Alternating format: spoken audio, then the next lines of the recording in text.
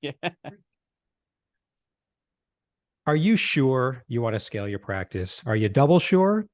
Everyone sees the empire, but the journey is tough, and the empire isn't always so much fun once you get there. My guest today has scaled a ton of businesses between himself and his partner, and today he runs a consulting practice that helps businesses scale, and he's got some qualified insights for all of us. I'm Carl White, principal at Mark Advisory Group, which is a healthcare marketing agency, and I'm also the host of Practice Care. The mission for both is the same, and that's to help private practice owners stay private. Not only is that what they want, but care is better when the provider owns the place and has the most freedom they're ever going to have to make the clinical decisions they think are best. It's different when somebody else owns the place. So it's a hospital, a health system, private equity, whoever it is. Usually, eventually, their agenda starts to whisper in the provider's ear, and sometimes that can mean some kind of compromise for the patient. Let's just see if we can avoid that altogether. Today, my guest is Scott Ritzheimer. Scott is the founder and CEO of Scale Architects. He started nearly 20,000 new businesses and nonprofits between him and his business partner. They've started and led their multi-million-dollar business through an exceptional and extended growth phase over 10 years of double-digit growth, all before he turned 35. And he founded Scale Architects to help businesses across the country identify the right growth strategies and find the right guides to get them on the fast track to predictable success and stay there as long as possible. Scott, thank you for taking some time to come on Practice Care. I don't know where you find it. Holy crap, do you sound busy? Carl, so exciting to be here. We may get into it, but a podcast totally changed the trajectory of my life. And it's for that reason that, for me, it's such an honor to get to come and be part of other podcasts and hopefully make a difference in someone else's life. That's what we're looking for. So long ago. That's what we're looking for. Podcast analytics don't always tell us the stories, but, we hope that with every episode, somebody's better off, and that's the victory. I want to start with you where I start with every guest, which is just more about you. We have your bio, which is kind of necessarily brief, but fill in the gaps. And I'm curious, why'd you start Scale Architects? You had quite the run going, all these businesses, fabulous trajectory. Why not coast it? Why not just do more of that? Why this change? Yeah, it's a great, it would have been a lot easier. Right? This is why do people choose more pain? Yeah, I still ask myself that routinely. The story of it is I actually took part in a business that already exists. I was hired as a normal employee, literally working the mailroom of the organization. That company was bought and owner financed about 3 months later, and then systematically but unintentionally destroyed by the new owners. Everyone wanted the thing to succeed, and it didn't, right? No bad guy in this situation. It just didn't work, but everyone hurt from it. They hurt from it because they had invested a lot into making it happen. The previous owner hurt because he had owner financed it and wasn't getting payments. It was just a bad situation. Sounds like the stars aligned train wreck. Yeah, it was terrible. I was 20 years old, and we went from 13 people to 2.5, and I was the half. And so I learned more in those couple years about how not to run and sell a business than I think most people get to learn in a lifetime. And took I wasn't one of the main players here, but I took some shots of my own. Even had an impact on my health. But what ended up happening was they called the previous owner, who had become a friend of mine over those couple of years, and said, "Hey, we're throwing in the towel. We're going to declare bankruptcy on this corporation. If you want any of the assets, you can come and get them," which was like 3 broken computers and a chair. You know, those office chairs where they get so worn out that you're sitting right on the plastic on the bottom. That was it. Like that's really all that was left. I guess technically they're still assets, but yeah, and so it was really, if I give you $1, will you take it off my hand? It was the blessing to kind of start it over and not have any legal trouble. And so he took a U-Haul truck up, got the couple of computers and that one lousy chair that stuck with us for about 8 years. And on his way up, he told me what happened. And on his way back, we decided that I was going to come and help him co-found the relaunch of the company. And again, 21-ish at the time, about to turn 22, had no idea what I was doing. And, honestly, from how it had gone the last time, he didn't really have a great clue what was happening. And this is 2008. In fact, it was September of 2008 when we throw that into the story. Sure. Yeah. So the first 6 months of our trying to get this thing off the ground, it's, stock markets are going down. I think it dropped 40 points in 6 months. And it's just not a great time to start a business. What kind of business because of the way it was a company that this is where we did a lot of our starting. It was called Start Church, and we helped start churches, ministries, and later we did a lot of businesses. Wow. But we helped launch them from nothing. Okay. It's a fascinating thing. And again, I learned so much both inside and with our clients. But it grew, right? We did a couple things the right way and just found a way to grow it. And that continued for years. Every year we're kind of like, okay, she's going to drop this time, Yeah. when's this ride going to end? And we're just riding by the seat of our pants for years, making it up as we go, learning. And one of the things that was really challenging is every time I felt like I got it, right? It's like, okay, this is what we need to do. This is a rhythm. This is how I need to show up. This is how I need to lead. Some major thing would happen and it would completely blindside me. And, Wow. and not like a big market shift or anything like that, but it was just like the game around me changed, and I couldn't figure it out. The way I describe it is, it was kind of like we were walking off the face of the map every day, and Like, what's an example? I had a decent map of what was behind me. So, one of the hardest times was when, as we were growing, our leadership team was kind of the people who were there the longest to an extent, right? They were dear friends, people we trusted with our lives. And I remember the first time that I had to walk into a meeting with one of them and put them on probation, basically, because they weren't keeping up. Yeah. And it wasn't necessarily because they were doing something wrong, or there was no ill intent, but I walked into it and I knew they're not going to be able to make the leap. Like, we're Yeah. asking them to do something else. I knew how to take leaders and kind of make them a little bit better and kind of hand off some responsibility, but I didn't know how to make executives, is the language that I would use around Hmm. it now, right? And so when that's hard when it's anybody, it's even harder when it's your friend. And Hmm. there was a season, and it's a difficult season that any business goes through. It's one of the big reasons why you don't want to scale if you don't have to. But most of the people who do really, really well, who are necessary to get your business through those earlier stages, are not going to make it in the later stages. Yeah. They're just not everybody. It's not fatalistic, Yeah. but for a lot of them, it's just they shouldn't, right? It's not even a question of capacity necessarily. It's just not how they're wired or what they're made to do or where they'll succeed. And that totally caught me blindsided. I thought, like, hey, we're growing, the team's growing, we'll keep investing in leadership, we'll keep doing it. And to find out that some people couldn't make the leap, and then to find out that some people shouldn't make the leap, and they were Hmm. my dear friends, that was a really, really tough experience. So things like that. I remember another time our kind of recipe was, we knew we would add a sales rep, and it took us a while to crack that nut, but we figured out how to add a sales rep, and once we did, it was $1 million, and so we'd add one of those a year and we'd kind of grow to catch up. Hmm. And we added a sales rep and they did $750,000. Then we added another one and they only did 500,000. And Mm. wait a second, like, this is the same recipe, the same formula we've been running for a decade now. Why is it not working all of a Hmm. sudden?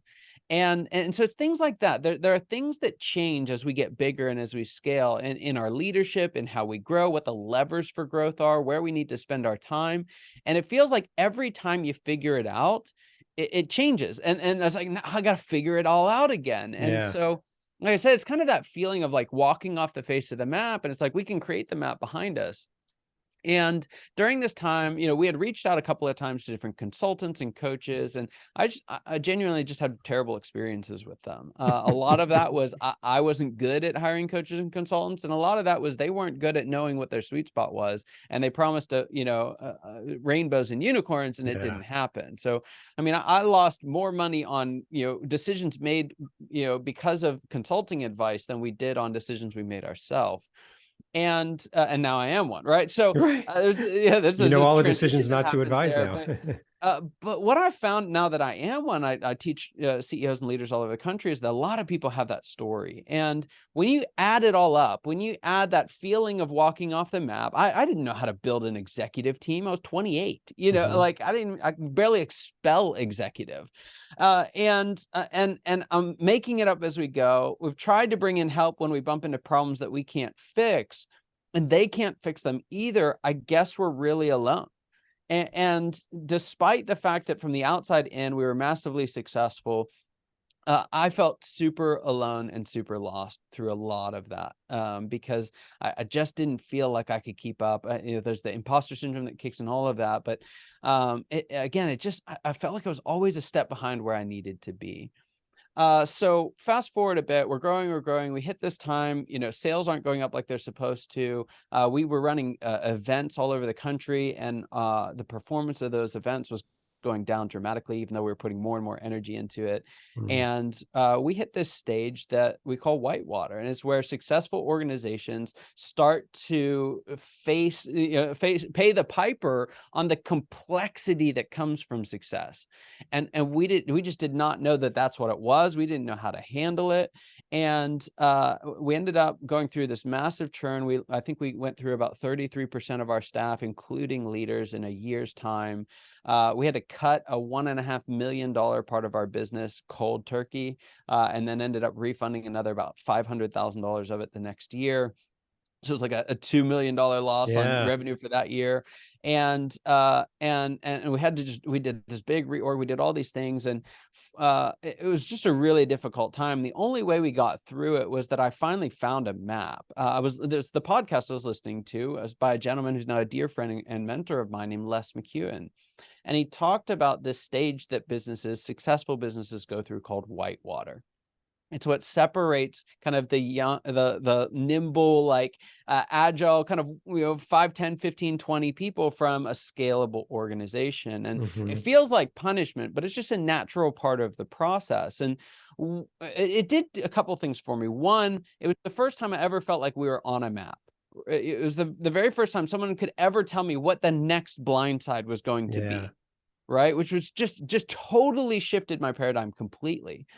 And then it showed me, and because of that, I was like, okay, and here are the steps you need to take. If you know where you are on the map, you know where you want to go, then you've got everything that you need to chart the course in between. And we had been doing a lot of the right things. I found out we were just doing them in the wrong order.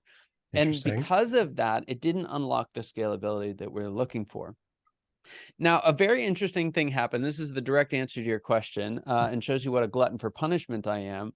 Uh, when I having been in that whitewater stage and finally understanding what it was, I came to the conclusion that that's really where I wanted to spend the rest of my life. Now, not me personally. I wanted to help other people to avoid the pain Yeah, that that I had sounds felt. awful. Okay, that sounds And so better. it's weird. Now I've got a team of people, and I found there are basically other people like me who are drawn to this whitewater period.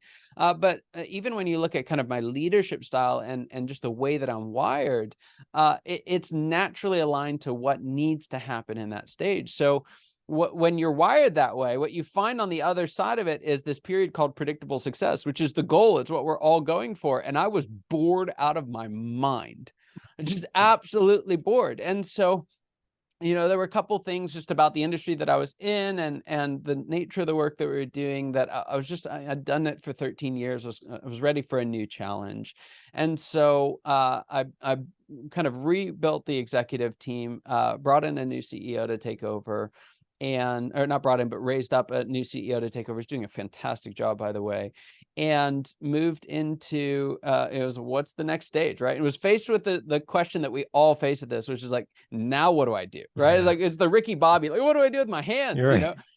and I realized the thing that I really wanted to do. I'd done the scaling up a business. I'd been down that road. Again, yes, I'm very young throughout all this process, but I realized I wanted to give the best years of my life to helping other people avoid the pain that I experienced, or at least lessen it. And Sure. and there's two big ways that I do that now. Again, the company's called Scale Architects, so yes, we help people scale.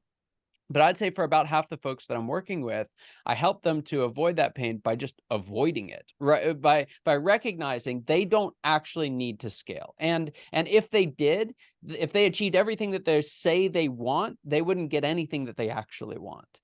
And so a big part of what I do now is help people to really understand what these stages are, what stage they're in, both organizationally and individually, and find what stage is best for them, because it's not always up and to the right. In fact, if you want to scale, you're going to go down and to the right for a while before it Mm, comes back up again. And hmm. and the only reason that's worth it if we're willing to go all the way through. Okay. Wow. Well, now I have an understanding. So, you wanted to not coast because it's what next, and then you discovered you like to live in the most painful part of the scaling experience. So, you know what? The world needs all sorts of people. Um, Thank God you're here to live in that world, because I don't think I'd want to. So the questions that I've got for you around, it's not about how to scale. It's not the mechanics, fire up spreadsheets, et cetera. I really want to kind of get into the more the mindset, the look forward for people to give them advice. And so the first one is, and the clients that you've got, that you've had and that you have, I'd like you to describe, not everything, but like the big ones. Please describe the characteristics of those who scale successfully versus those who do not. Yeah, it's a great point, and it's something that I've come to define as the star player paradox. And what it is the better you are at whatever it is you do, and this is particularly prominent in professional services industries. So doctors, lawyers, financial Okay. planners, investors, folks who have the early success in their business, who are known for how good they are at what they do. The better you are at what you do, the harder it is to build a team to help you do it. And Because so because they're and just here's not as why. good So as it's a me. They're, that's it. It's it, yeah. and it's not a hubris thing, although there is some ego at play, but that's not the fundamental root. Here's why. It's because when we're really good, we use ourselves as the litmus test for what other people should be doing and who could qualify for our team. And that type of person would go and do their own thing. Like you're not ever going to hire that person.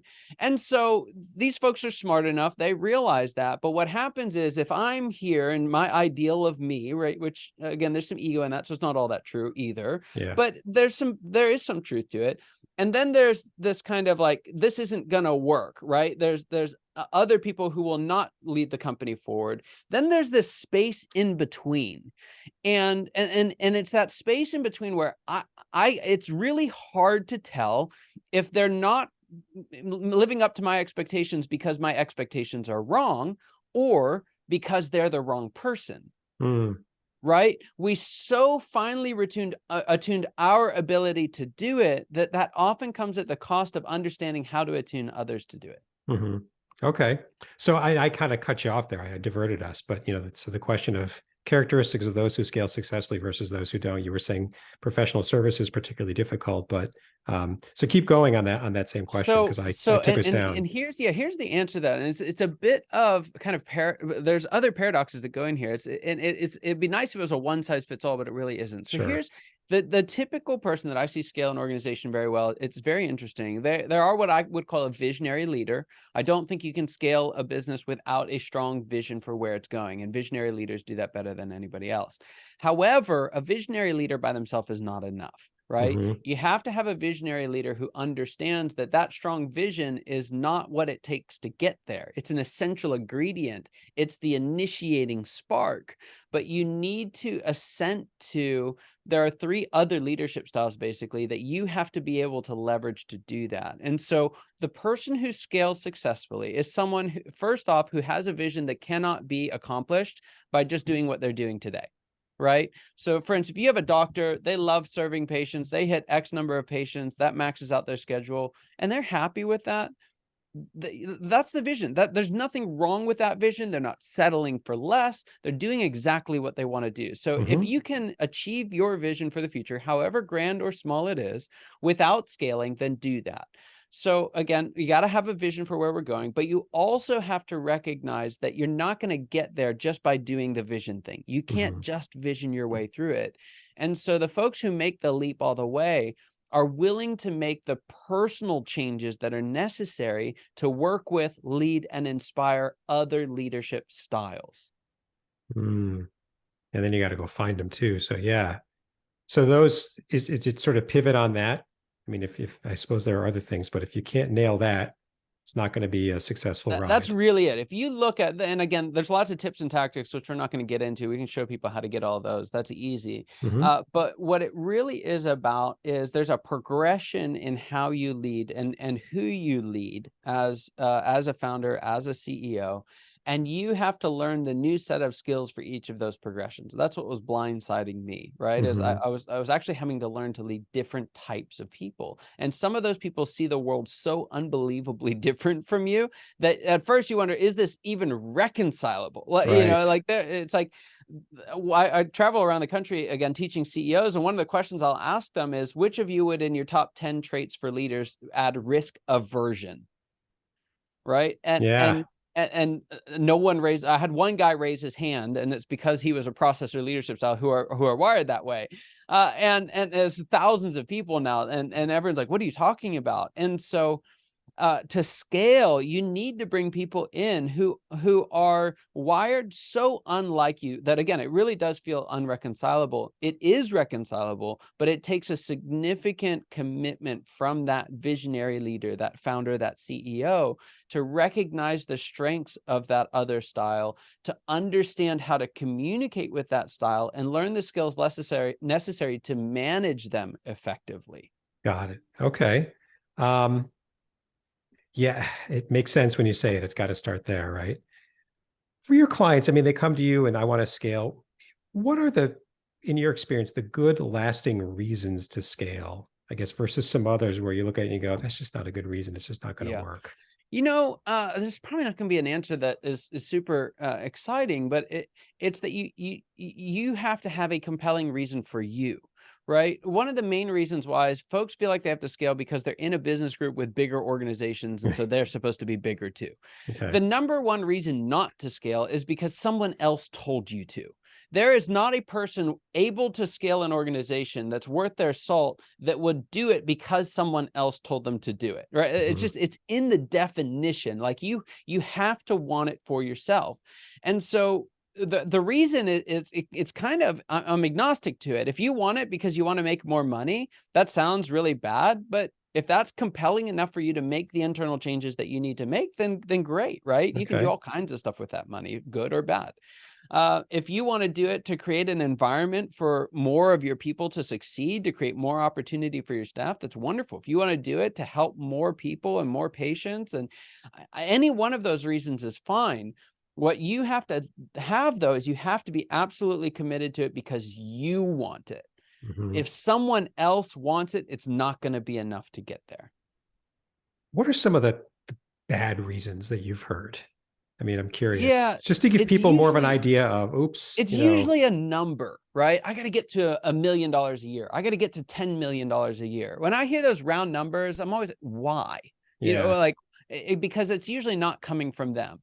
I need to start 8 offices. Why 8 offices, right? Like, where does that come from? So oftentimes if someone leads in with just a number, it's not always wrong, but I always question it because yeah, it's like, where are you getting that from? If you're getting it from some deep-seated belief, then let's get it. I can show you how to do it. But if you're doing that just because someone told you to do it, or because your dad made a company of that size, or because you're in, you heard of such and such, or you want to keep up with, Dr. Jones, like those aren't good reasons. You can't do it for someone else. hmm, There's an interesting dichotomy because you can't do it if you're doing it for yourself, but you can't make the personal changes you're going to have to make unless you have a deep-seated and unshakable belief that it's what you want. yeah.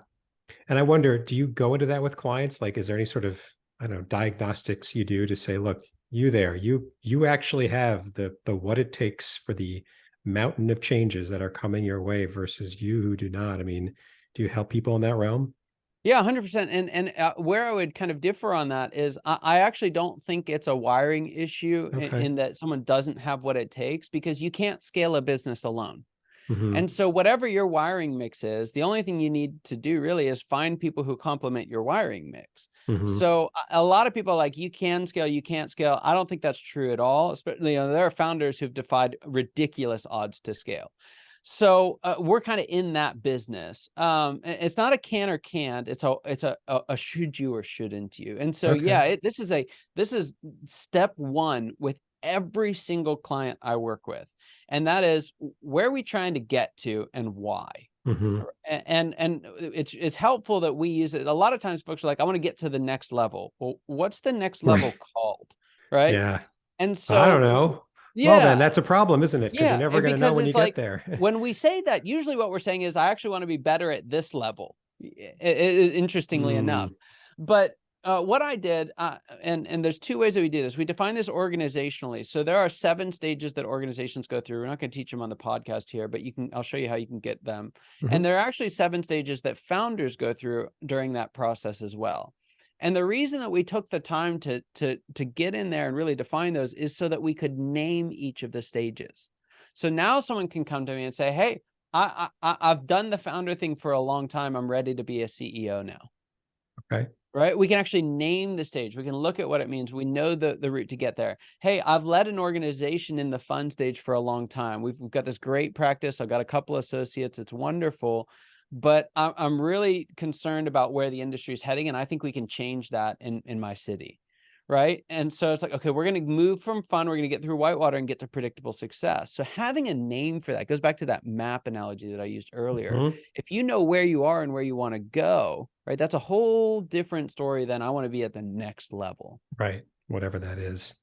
Yeah. So now, hopefully in this episode, we're starting to catch people's attention and they're assessing themselves as they're listening. The next question is, all right, now you're starting to that path. What are some of the landmines they can now landmines by definition are unseeable. So there's sort of it's a weird question, but what are some of the unforeseeable things that Someone knows where those landmines are, right? So well, yeah, I guess so. they may be unseeable, but they're designed to be unseeable from one side.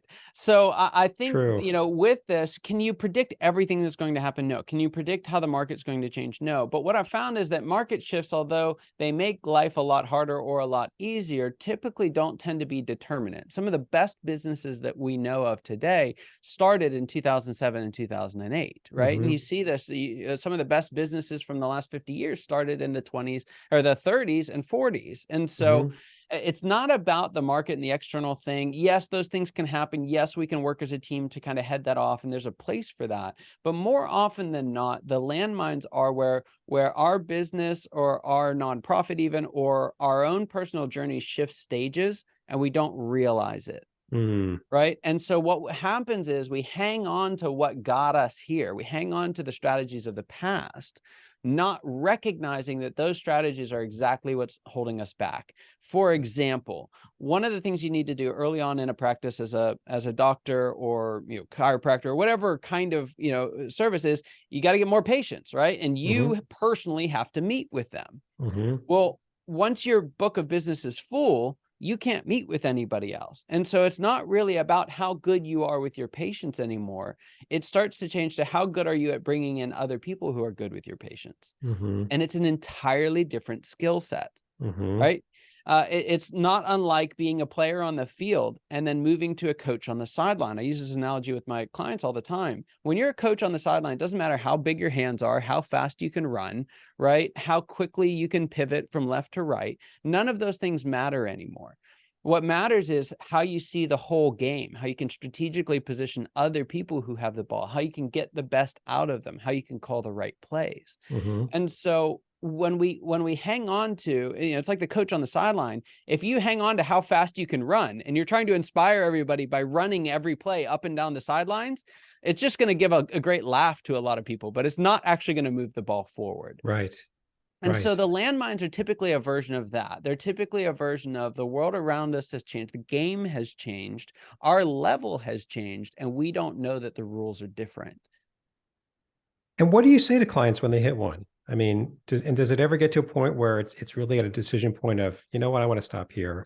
I want to pull the plug, or I want to keep going. How do you work through that with them? Yeah, vast majority of the time, we don't, once we've hit it, we don't know how to name it, right? That's why I'm so passionate about actually giving these different stages names and understanding what the patterns are. Because, for example, there's a couple of stages in your personal journey that one's called the reluctant manager and another's called the disillusioned leader, right? These are not things we aspire to. No. And so those are only worth it if we're ready to get to the next stage, right? If it's kind of like watching a movie. If you only watch 95% of most movies, it's downright depressing. It's the last 5% that makes it worth it. So most folks who I'm working with, they're running into these challenges. They can't name them. They don't know why they're experiencing them. And they feel like they're probably getting close to the end, whatever the end is. And by helping them understand where they are on the map, we can really diagnose, is this because you're doing something wrong? Or is it just a natural progression of the stages and you need to decide what you want to do about it? Okay. And so the very first thing we do is always go in and really diagnose where they are, and then we can diagnose where they want to go. And I would say 50-50. half the time it's to move forward, half the time it's to move backward to something that's actually designed to do what they want to do. Okay. And can you kind of hang out at a stage for a while if you want? Just sort of take a 100%. breather and then, There's some stages you don't want to hang out in, right? There's Okay. some stages you want to move through as quickly as possible, but there are stages that feel much, much better than others. Okay. And so that's typically what will happen. Folks will come in a very difficult stage, and then we'll decide, hey, on either side of this, the grass is genuinely greener. We just Right. got to pick which way to go. Here's the problem. Without this, the reason folks get stuck is because they're trying to do both. Right? They're Mm, trying to achieve the success of a later stage with the strategy and the freedom and the autonomy and their own kind of visionary freak flag, if you will, of the past, right? yeah. And again, I did this exact same thing. So there's no judgment here. It's simply a symptom of not having a map that shows those are actually two different destinations, Got right? it. You can't take your team in two different directions at the same time. You've all got to go one way or the other, and we help folks to identify what that is. And I'll bet you're probably the last one to realize that in that real-time situation. Everybody else is plain as day. And you're like, what do you mean? Yeah, I totally get it. Yep. Yeah. Well, hopefully we've helped people kind of start to wrap their mind around the nature of the journey, some of what's involved, some of the help that's out there. And as a wrap-up question to that, is there anything you think I should have asked you about this, but just didn't, just to kind of fill in what we've been talking about? I think the only thing that we haven't talked about, because there's a natural misconception that it has to be up and to the right, sometimes in these conversations, we downplay the benefits of getting all the way through, right? Mm, And so when you do, like, there's something really, really special about building a scalable organization. It's a tough road to get there, but when you can get to where your growth as an organization, your impact as a company is not dependent on your own strength anymore, or even your own schedule, right? It's a really, really cool way to lead. It's not panacea, it's not perfect in every way, shape, or sure. form. But the end of the story, again, if you have a vision for greater success, for scaling up, getting there, I mean, it's magical, right? To watch the organizations I work with, many of them will 4x, 10x in a couple of years. And they'll actually do it spending less personal energy than they spent on trying to, grow by 15% a year before. Okay. Wow. So for those who do want to get all the way through that dip to the other side, it's really, really special. Leading a team of highly capable individuals and growing your business and having people who can grow it for you is it's something that only founders and owners can experience, right? Mhm. It's a rare pleasure that the vast majority of the population will never come close to, that we have on offer if we really want to seize it. Fair enough. Yeah. And then the other wrap-up question I ask is, so we've caught somebody's attention, they've been thinking about this and they want to get started. Sometimes people get stuck at the starting line. Are there one or two practical pieces of advice you would offer them so that they can, get off the starting line and get moving? That's a great question. And unfortunately, there are 7 answers to that question, right? Because it depends on what stage you're in. So the very first thing you need to do is just figure out what stage you're in. And so what I did, I created a resource that does exactly that. So it helps you identify what stage you're in of the Mhm. 7 stages. And then it also gives you 2 or 3 essential strategies for that stage. What are the next steps you need to do right now? So folks can get a copy of that. It's called The Founder's Evolution, and it's free on our website, scalearchitects.com. And we'll put that in the show notes. Perfect. Fantastic. Perfect. Okay, great. Man, Scott, thank you. This has been a whirlwind tour. Your story is hugely interesting. Do you still have that chair somewhere? That old chair, like some The sort of chair, I commemorative, don't just to know. remind you, We ended up memorialized. we ended up putting an extra pad on the chair to keep it going. It's just the startup thing, like it would have cost us like $80 to replace the chair, but for some reason someone was sitting on that chair for 8 or 9 years. I don't think it's still there. I think like a wheel fell off, but we milked that thing for every bit that we I'll could. bet you did. I'll bet you did. Cool. Well, again, thank you for coming on Practice Care and enlightening us with just sort of the journey and what it can look like and kind of filling in, it's hard to see if you've never done it. So really, really appreciate that. Scott Ritzheimer with Scale Architects. Like I said, we're going to get all your contact information in the show notes. We'll put that resource, and if you have any other resources, we'll take them as well, get those in the show notes as well, so that anybody who wants them can have access to them. A couple of points before we end the episode. First, If you're someone like Scott or I who try to serve private practices in one way or another, or if you're a private practice owner and you've got some experience on the business side of practice that you think others would benefit from, we want you to come on Practice Care as soon as you can and tell the world about it. In the show notes for Scott's episode and every episode, there's a link, a couple of questions. Fill it out as soon as you can so that we can get you scheduled as soon as possible. And finally, if you haven't done so yet, subscribe to Practice Care. We're on Apple, Spotify, all the major platforms, YouTube, very easy to find. New episode every week. Subscribe so that you can stay up to date. Thanks very much. And until next time.